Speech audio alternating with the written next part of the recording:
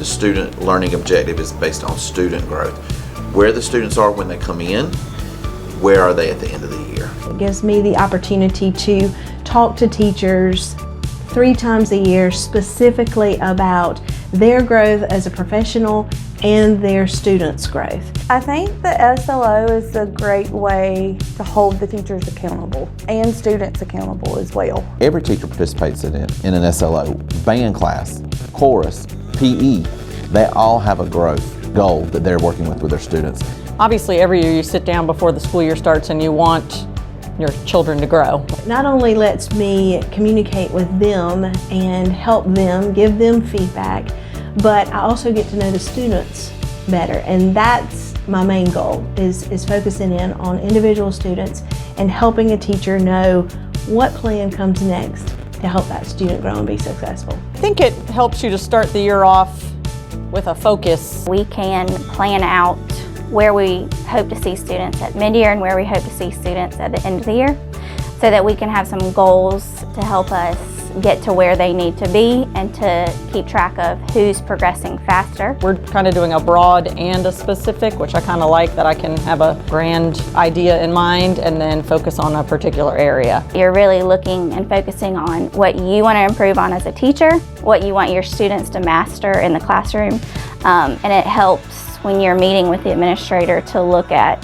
what you can do to reach your students' goals, but also to reach your goals as a professional. I think the SLO is a long-range plan to kind of get yourself focused, and I think it creates, or has created for me, more intention. I've noticed with their reading, it's really helped me narrow in specifically what they need. This process just helps them focus in, and it helps me be that support system to provide resources, additional support, whatever they need to help reach their students. It also helps you stay on track and think about, reflecting on what you need to do better as a teacher. From the observations, the administrator comes in your room, they're helping you grow based on what they see, and providing you with resources as well as improve the instruction and what the students are learning.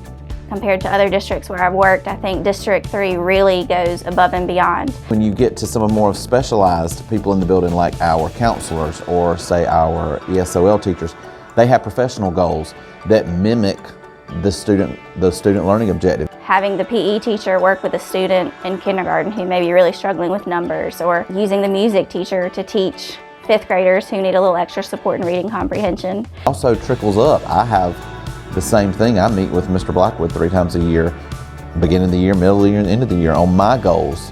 You have the freedom to teach and use your creativity to teach, but you're also held to an expectation, and that's our goal, and it gives us something to reach for and gives us a purpose. District 3 is wonderful in the amount of support that they give students and the way that they use the SLOs to really single out and identify students who need that additional support. We'll have some students who will show a large amount of growth and will be ahead of the grade. We'll have some students that are going to be behind grade level, but are we seeing movement? Are they growing? And that's what we want to see. If the state ever took away this process, I would continue it as an administrator because I see so much benefit in it. I think that our motto of All In is something that's really embodied in the way that we look at the SLO and see how can we better serve the students, even if they're not in our classroom, but as a district and as a school.